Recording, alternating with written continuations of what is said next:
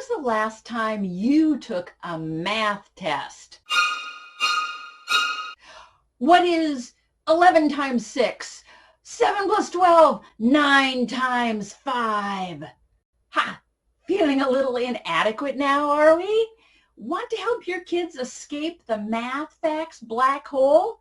Hey, let's take a trip to the old homeschool teaching toolbox and find some practical tips to teach math facts so they stick.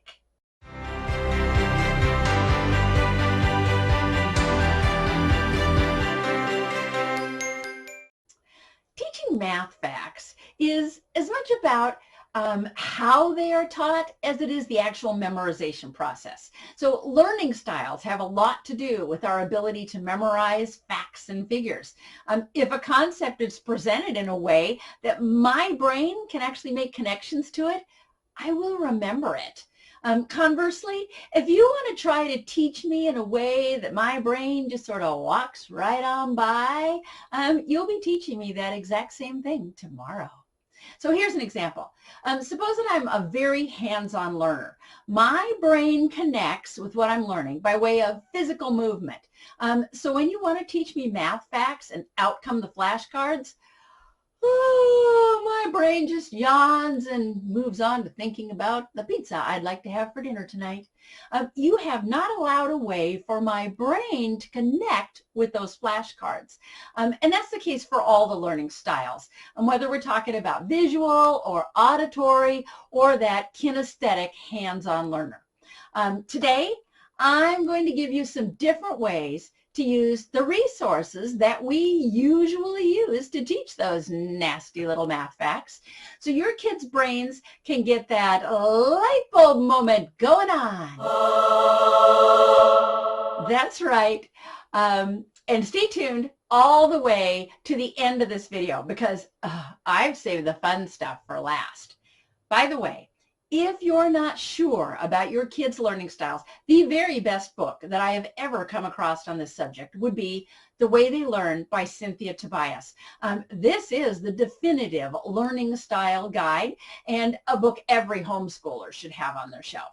I'll put a link to this book below in the comments, along with links to any other specific resources that I talk about in this video. Just to be upfront, if you use the links provided, I may receive a small percentage of any purchases that you make. But I can tell you absolutely without a shadow of a doubt, I only recommend products that either I or many of the homeschool families that I have counseled over the years as a homeschool consultant, something that either I have used and benefited from or someone else has used and benefited from, but always something that is a known quantity. Not going to recommend anything just because the box looks nice. So the usual suspects when we think about teaching math are flashcards, time drills, and facts charts. I'm going to start today with flashcards because those little buddies are the most common. Now, flashcards are really tailor-made for visual learners. I mean, if you look at a flashcard, everything is right up front, very visual. But how about the auditory learner, the one that, pins information into the brain by hearing it? Okay, instead of silently reading the problem on the card, the auditory kid needs to say all of it out loud. So it would be 1 plus 6 equals 7. Okay, now you've applied an auditory hook to the fact, and it can be remembered. So then there is the kinesthetic kid, the hands-on, I have to touch it and move it around to learn it kid. Couple of strategies here. First, you can have your child write out their own cards. Just the movement of writing the numbers can be very helpful. So we made our homemade flashcards out of just regular 3x5 cards, right? And markers to write on them, and then a hole punch the corners, and then we put them into groups with these great little plastic book rings. These things are awesome, super easy to use. But you can also buy cards that are all ready to go. These came in colors. You can also get them in solid white. They've already been hole punched, and they come with a convenient ring already on them. Another way to connect the dots for this child would be to use some really big flashcards and then have him actually trace the numbers with his finger as he says them out loud. So we would have 8 minus 3 equals 5. Okay? Anything you can do to get this child's body moving is going to get his brain moving at the same time. Time drills are another weapon in the math facts teaching arsenal. I personally like the Calculadder books, but you can use pretty much any worksheet style drills for this kind of work. For visual learners, we are back in the sweet spot again. These are extremely visual.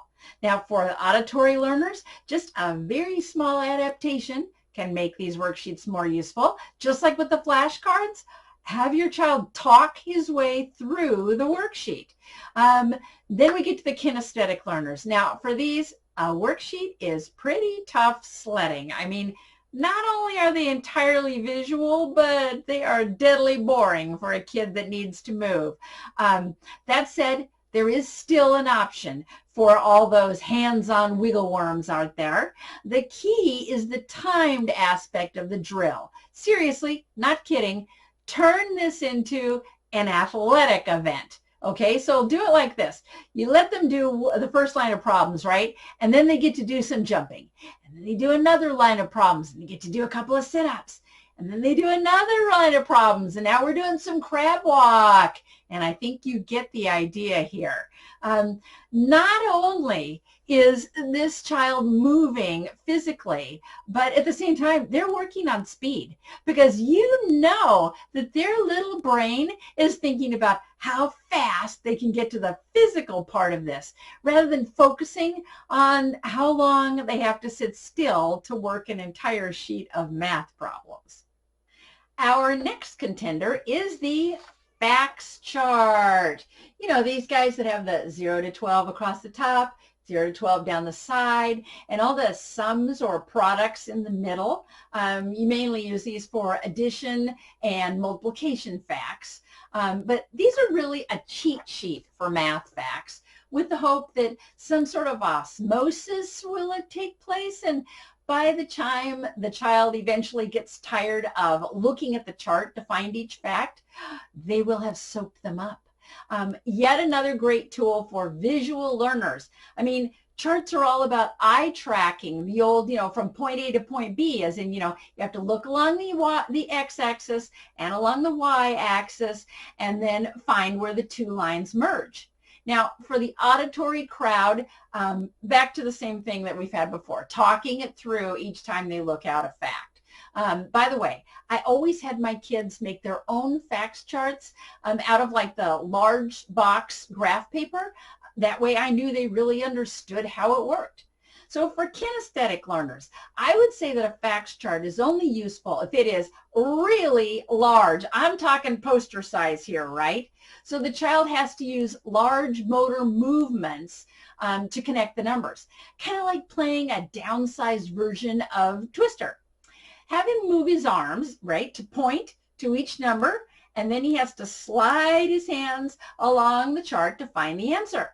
Then you hang the chart on the wall, and hey, the kid has to move his feet as well as his arms.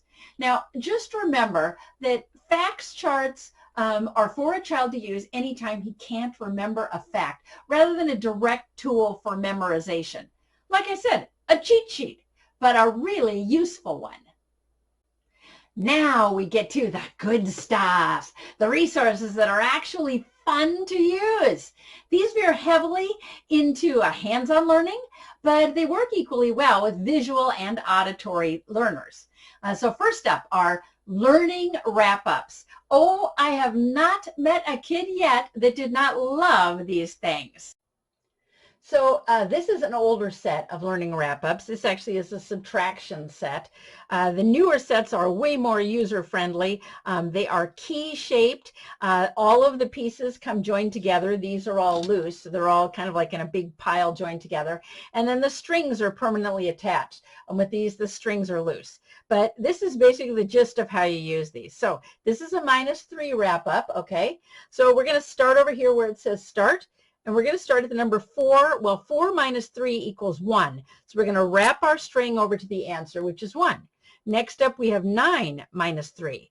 That equals 6. So we're going to wrap our string over to the 6. And then we have, getting things tangled here.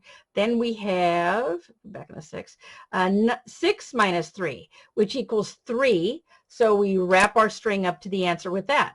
Now, the cool thing about these is that they are self-correcting. When you turn it over, you can see it has some of these raised lines on the back. Those raised lines match where the string should go. So at any time, a child can just flip it over and say, oh yeah, I did it right, because all the strings match. Very easy to use, a lot of fun. I've never met a kid that didn't like these. I mean, this is about as fun as math gets. And bonus here, they are fabulous for kinesthetic learners. I mean, wrap-ups just scream movement.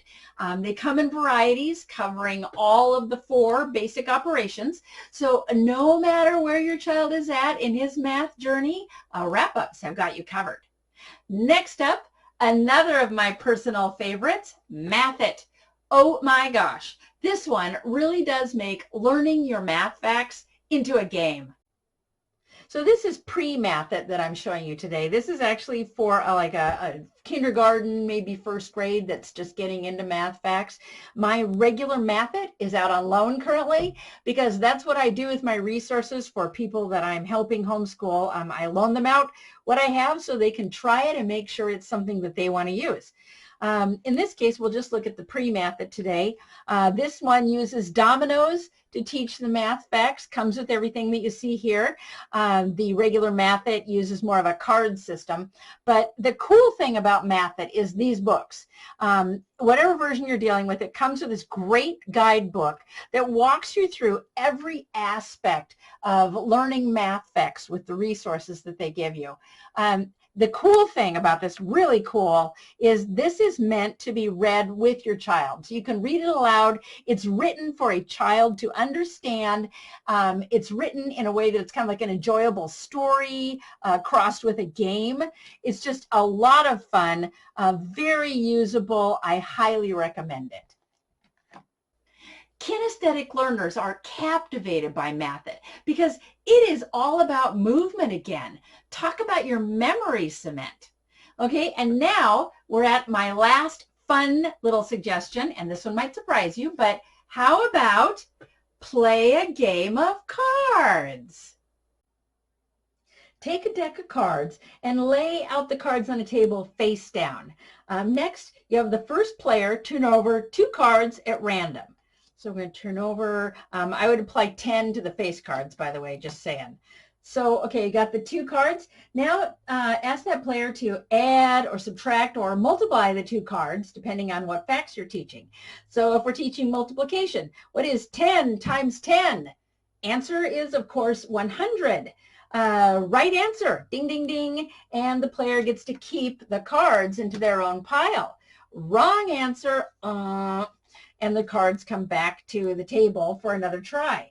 Winner is the one, obviously, with the most cards. Now, a variation of this would be to add a 10-second time limit, which will effectively end the finger counting habit, right? Another variation, also using a timer. Lay out the cards face up instead of face down, and then call out an answer. Maybe we're going to say 11. Okay, player has to grab the cards that will equal 11, and then they go into the player's pile. Very simple, very fun. It can be one child playing with just you. It can be multiple children. It all works. Well, that's about it for today.